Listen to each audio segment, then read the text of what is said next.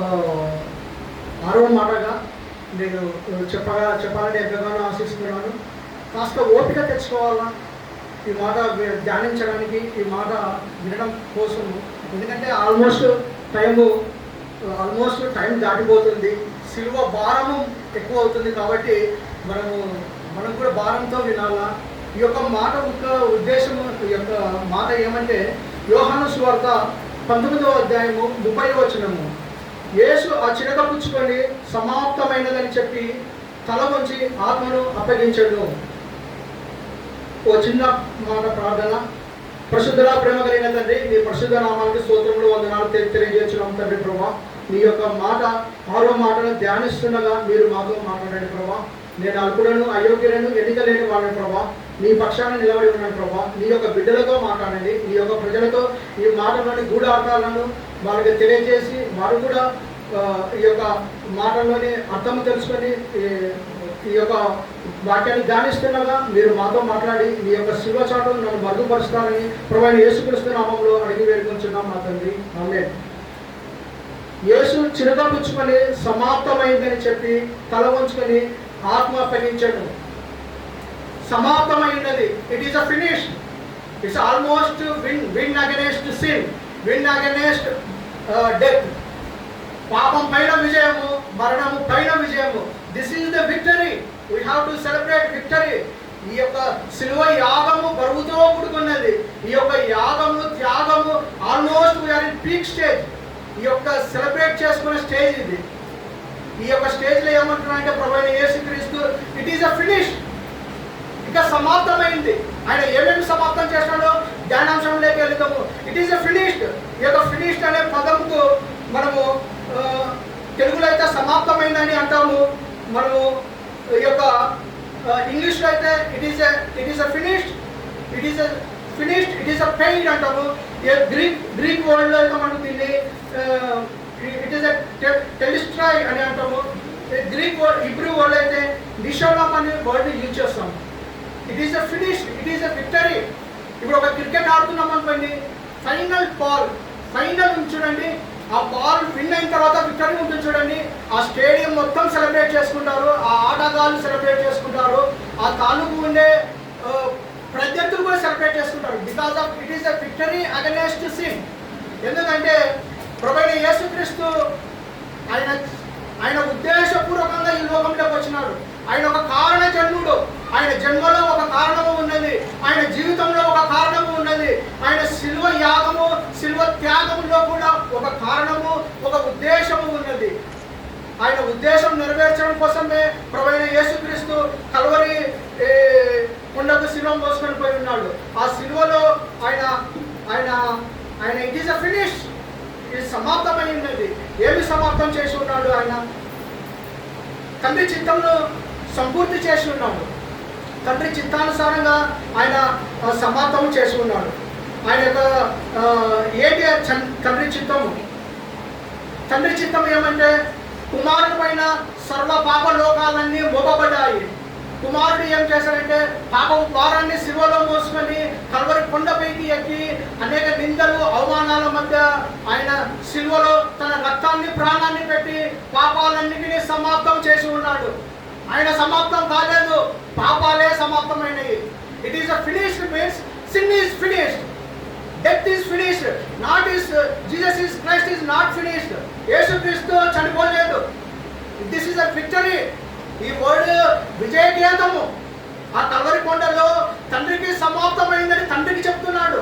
నువ్వు ఇచ్చిన it is accomplished. Whatever task is given, I'm accomplishing, I'm fulfilling your మీరు ఇచ్చిన ఆ యొక్క పనిని నేను నీ యొక్క చిత్తానుసారంగా నేను కంప్లీట్ చేస్తున్నాను. ఇట్ ఈస్ అ ఫినిష్ అని చెప్తున్నాడు. తండ్రికి చెప్తున్నాడు. ఆయన చేస్తున్నది ఏమనగా తండ్రిని చిత్తానుసారంగా, తన తండ్రిని చిత్తానుసారంగా ఈ లోకంలోకి వచ్చి పాపం భారం అంతటిని మోసి పాపం అంతటిని శిలువలో సమాప్తం చేసి ఉన్నాడు. ఆయన తండ్రిని చిత్తాన్ని నెరవేర్చి తండ్రిని మహిమపరిచి ఆయన తండ్రిని ఎంతగానో గణపరిచాడు. ఆ డెత్ స్టేజ్లో కూడా తండ్రిని గణపరుస్తున్నాడు. ఆయన చిత్తానుసారంగా నడుచుకున్నాడు. నాకు వద్దు ఈ భారము, ఈ శివం భారం వేయలేని తండ్రి, నన్ను తీసివేయి, శ్రమ వద్దనలేదు ఆయన. ఆయన భారము మోపాడు, ఉద్దేశము ఆయన భారం మోపాడు. సిలువలో భారము మోస్తూ కల్వరి కొండలో ఆయన పాపము భారం అంతటిని సిలువలో ఫినిష్ సమాప్తం చేసి ఆయన విజయగీతము తండ్రికి ఇట్ ఇస్ అ ఫినిష్. లోకంలో పాపం ఏమి లేదు, నేను ఫినిష్ చేశాను. తండ్రికి రిజల్ట్ చెప్తున్నాడు. It is accomplished. మీరు ఇచ్చిన టాస్క్ నేను కంప్లీట్ చేశాను. ఇప్పుడు ఎక్కడ చూసినా ఐఎమ్ డన్ అని చెప్తారు. సోషల్ మీడియాలో అయితే ఐఎమ్ డన్ అని ఇంకా మాట్లాడకుండా ఈ విధంగా చెప్తుంటారు. కానీ యేసు ప్రభు ఇంకా సమాప్తమైంది అంటున్నాడు. తన తండ్రి చిత్తానుసారంగానే సమాప్తం చేసి ఉన్నాడు. ఆయన ఏమి సమాప్తం చేసి ఉన్నాడంటే ధర్మశాస్త్రాన్ని సమాప్తం చేసి ఉన్నాడు. ఆ యొక్క ధర్మశాస్త్రాన్ని ఎవరు సమాప్తం చేయలేదు. తండ్రి అయిన దేవుడు మోసేకి ఇచ్చినాడు ఆ యొక్క ధర్మశాస్త్రాన్ని. కానీ ఈ యొక్క యేసు ప్రభు మోసే మాత్రము ధర్మశాస్త్రాన్ని సమాప్తం చేయలేదు.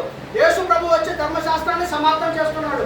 ఆ ధర్మశాస్త్రం ఏమంటే ఆజ్ఞలు అతిక్రమించడమే పాపము. అనేక ఆజ్ఞలు ఉన్నాయి. ఇందాక ఆంటీ గారు వివరించారు. ఫస్ట్ వర్డ్లో చాలా ఆజ్ఞలు ఉన్నాయి. ఆజ్ఞలు అతిక్రమించడమే పాపము. ఆ ఆజ్ఞ అతిక్రమించడం ద్వారా మనకు పాపం వస్తుంది. పాపం ద్వారా శాపం వస్తుంది. శాపం ద్వారా మరణము మనకి ఈ లోకంలోకి ఎంటర్ అయిపోయింది. కానీ మోసే దాటిని సమాప్తం చేయలేకపోయినాడు. కానీ ప్రభువైన యేసుక్రీస్తు ఆ యొక్క ధర్మశాస్త్రాన్ని సమాప్తం చేసి ఉన్నాడు. ఆ యొక్క ధర్మశాస్త్రం ఎలాంటిదంటే ఆ ధర్మశాస్త్రం పాటించడం ద్వారా పాపం అంటే ఎలాంటిదో తెలుస్తుంది. It is a scanning report. నీ యొక్క రోగము డాక్టర్ కాడికి పోయినాక ఫస్ట్ ఏం చేస్తాడక స్కానింగ్ రిపోర్ట్ రాస్తాడు. బ్లడ్ రిపోర్ట్ తీసుకురా అంటాడు. నీ యొక్క ఎక్స్రే తీసుకురాపో, అప్పుడు మాట్లాడతామంటాడు. డాక్టర్ కూడా తెలియదు. అది వచ్చిన తర్వాత ఓహో నీకు something is damage, something is disease వచ్చింది నీలో, ఏదో నీలో స్టార్ట్ అవుతుంది, నీకు అనారోగ్యం స్టార్ట్ అవుతుంది, ఈ టాబ్లెట్లు వాడు దానికి తాను కానీ చెప్తాడు. ఈ పాపం కూడా అలాంటిది, ఈ ధర్మశాస్త్రం కూడా అలాంటిదే. నువ్వు పాటించలేము. ఆజ్ఞను ఎప్పుడు అతిక్రమించడమే. ఆజ్ఞను అతిక్రమించడము పాపంలోకి వెళ్ళడము, పాపం నుంచి శాపంలోకి వెళ్ళడము. ఆనాటి యూద జనాంగం కూడా ఈ యొక్క లేవియా కాండంలో అనేక బలులు అర్పించేవారు. పాపం తాలూకు వచ్చిన బలులు అనేకులు అర్పించేవారు. ఈ యొక్క ప్రధాన యాజకుడు అయితే ఎద్దును కోడెదూడలను బలిగా అర్పించేవారు. నార్మల్ ప్రజలైతే ఒక గువ్వలను బలిగా అర్పించేవాళ్ళు. ఇంకొద్దిగా మీడియం సైజు వాళ్ళైతే పొట్టేళ్లను, ఈ యొక్క గొర్రెలను పాపానికి పరిహార బలిగా అర్పించేవాళ్ళు.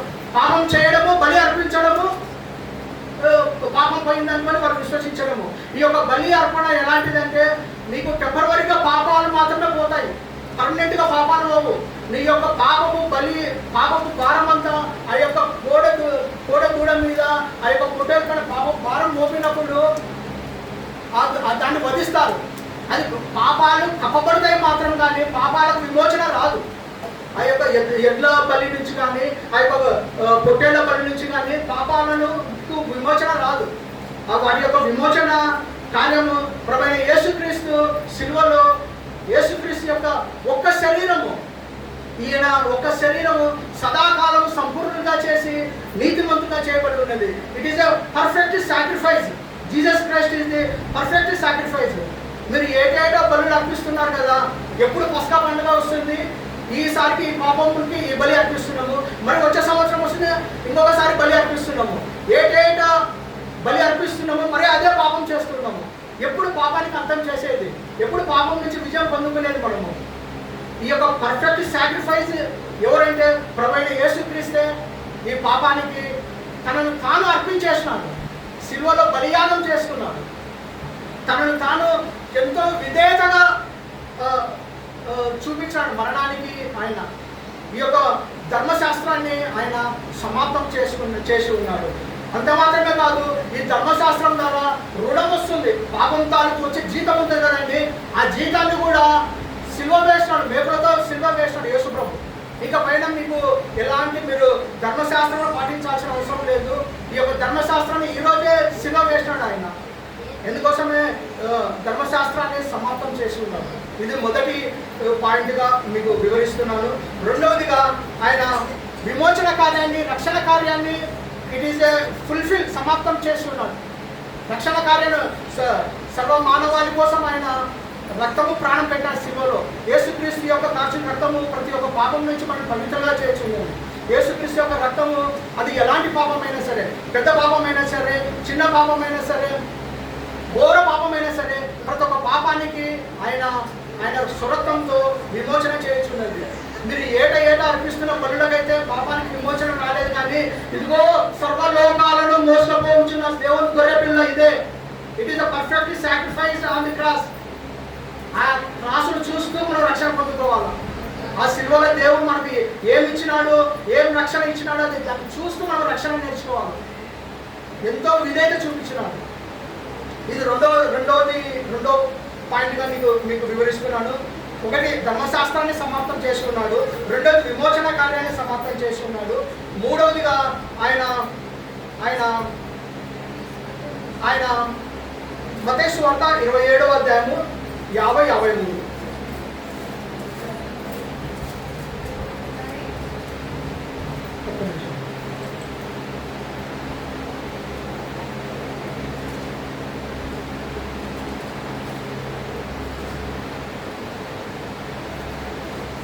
మత్తయి సువార్త 27:50.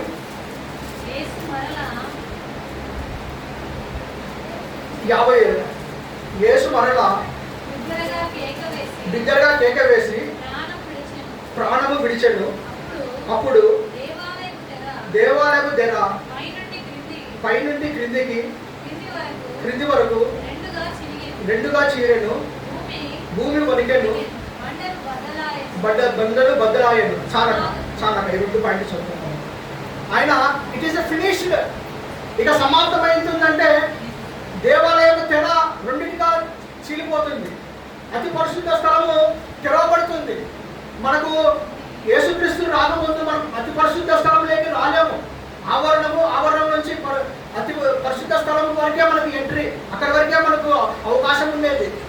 దాని తర్వాత యేసుక్రీస్తు ఎప్పుడైతే సమాప్తమని చెప్పినాడో దేవాలయం తెర 2 పాయలుగా చిరిగిపోతుంది. అంటే దాని మీనింగ్, నేను మీతో సమాధానం పరుస్తున్నాను, మీరు నా దగ్గరికి ఫ్రీగా ఎంట్రీ అవుతున్నారు. ఈ యొక్క మనతో సన్నిహితం కోసము, మనతో ఏకం కావడం కోసము ప్రభువైన యేసుక్రీస్తు ఒక సమాధాన పరుచుకున్నాడు. ఆయన యొక్క మరణం ద్వారా మనకు పాపానికి, మనకు దేవునికి మధ్యలో ఉన్న పాపం అనే గోడను తెరిచివేస్తున్నాడు. ఆ తెర పాపం అనే గోడ ఇంతకుముందు అడ్డం ఉండేది. యాజకుడు కూడా లోపలికి వెళ్ళాలంటే బయటికి రాడు. కానీ యేసుక్రీస్తు ఆ యొక్క పాపం అనే తెరను తీసివేసినాడు, సమాప్తం చేసుకున్నాడు. ఇది ఒక 3వ పాయింట్. అంతే మాత్రమే కాదు, అక్క చదవండి అక్క. మత్తయి సువార్త 27:52-53 చదవండి అక్క. సమాధులు తెరవబడెను, నిద్రించిన అనేక మంది పరిశుద్ధుల శరీరం లేచెను. వారు సమాధులలో నుండి బయటికి వచ్చి ఆయన లేచిన తర్వాత పరిశుద్ధ పట్టణంలో ప్రవేశించి అనేకులకు అగబడిరి. అక ఏమక ఆయన సమాప్తం అని చెప్తే ఏమవుతుందక? చిరక పుచ్చుకొని సమాప్తము తండ్రి ఇక సమాప్తమైనదని తల వంచుకొని తండ్రి చేతికి ఆత్మ అప్పగిస్తుంటే, సమాప్తమని ఆయన మరణిస్తుంటే ఏం జరుగుతుందక? సమాధులు తెరవబడుతున్నాయి. అనేక మంది సమాధిలో నుంచి పరిశుద్ధులు లేవబడుతున్నారు, సజ్జులుగా లేవబడుతున్నారు. ఎంతో మంది నీతిమంతులుగా సమాధి చేయబడే అనేకులకు మరణం నుంచి విడుదల పొందుకున్నారు. వారు అనేక రోజుల నుంచి సమాధి చేయబడ్డారు. ఆయననేమో సమాప్తం చెప్తున్నారు, ఇక్కడనేమో సమాధులు తెరబడుతున్నాయి. ఆయననేమో మా శిలువ పైన మరణిస్తున్నాడు, ఇక్కడనేమో అనేకులకు మరణం నుంచి విడుదల వస్తున్నది. చూడండి, ఆ సమాప్తం అంటే it is not a word. మరణానికి కూడా సమాప్తం చెప్పినాడు. పాపంగా కాదు సమాప్తం చెప్పినది. ఆయన మరణం నుంచి లేపే దేవుడు. ఆ యొక్క శక్తి యేసు ప్రభువుకు మాత్రమే ఉంది. ఆయన సజీవుడుగా ఉన్నప్పుడు, ఆయన పరిచర్యగా చేస్తున్న టైంలో కూడా అనేకులను మరణం నుంచి లేపినాడు. చనిపోయిన లాజరు సైతం కూడా మరణం నుంచి లేపినాడు. యాయూరు కుమార్తెను కూడా మరణం నుంచి లేపినాడు. శతాధిపతి వాళ్ళ సేవకుడు కుమారుడు కూడా మరణం నుంచి లేపినాడు. ఆయనకు మరణం నుంచి లేపే శక్తి యేసు ప్రభువుకు మాత్రమే ఉన్నది. మరణం జయించే శక్తి యేసు ప్రభుకే మాత్రమే ఉన్నది. అందుకోసమే ఈయన ఏమి చేయలేడు కదా, సిలువలో 3 మేకులు కూడా పీక్కోవడం లేదు కదా. ఇక సమాప్తమైపోయింది, ఇక తల వంచుకొని ప్రాణం అప్పగించుకున్నాడు కదా అనుకున్నారు అందరూ. కానీ ఆయన సమాప్తమని తల వంచుకుంటుంటే ఇక్కడ అందరికీ జీవం వస్తుంది. అందుకోసమే యేసుక్రీస్తు నిత్య జీవం ఇవ్వడానికి ఈ లోకానికి వచ్చి ఉన్నాడు. యేసుక్రీస్తు యందు విశ్వాసం ఉంచిన ప్రతివాడు నశింపగా నిత్య జీవం పొందుకున్నారు.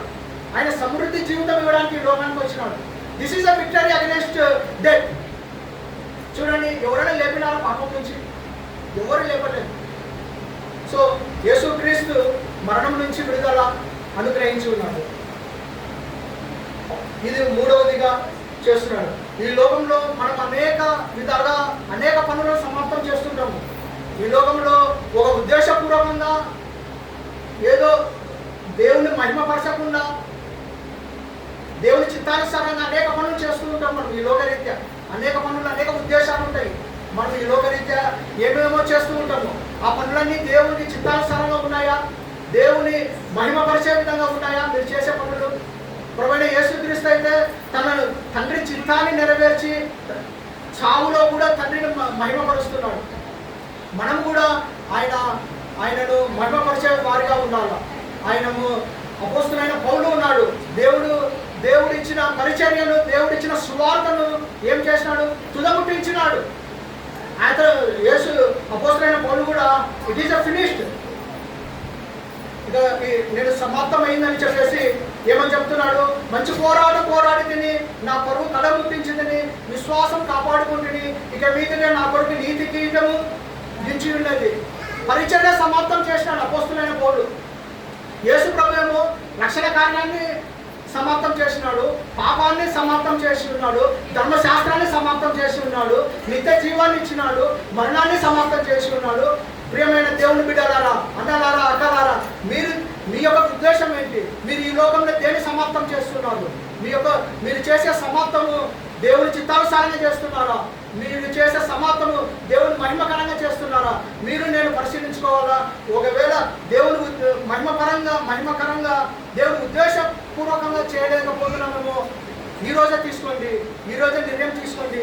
దేవుని యొక్క స్వార్థ ప్రకటించడానికి, దేవుని యొక్క పరిచర్యను తుదముట్టించడానికి మనం కూడా ముందుకు తీసుకెళ్దాము. ఆ యొక్క మాటలను, ఆ యొక్క రక్షణను కూడా సువార్త ప్రకటించడంలో మనం కూడా దానిని సమాప్త చేయడంలో మనము ముందుకు కొనసాగుదాము. ఈ యొక్క కొద్ది మాటలతో నేను ముగిస్తున్నాను. ప్రభువు రక్షకుడైన యేసుక్రీస్తు నామంలో ఈ యొక్క మాటలు మీ యొక్క ప్రతి ఒక్క హృదయంలో ఫలించాలని నేను ప్రార్థిస్తున్నాను. దేవుని కృపా సమాధానం మీకు అందరికీ తోడై ఉండాలని నాకు ఈ అవకాశం ఇచ్చిన మదన్ సార్కి I'm thankful to you sir for giving this opportunity. ఈ యొక్క సంఘ కమిటీకి అందరికీ కూడా ప్రత్యేకమైన వందనాలు తెలియజేస్తున్నాను. ఈ కొద్ది మాటలతో నేను ముగిస్తున్నాను. మీకందరికీ శుభ శుక్రవారం శుభములు తెలియజేస్తున్నాను. This is a victory celebration. Thank you sir.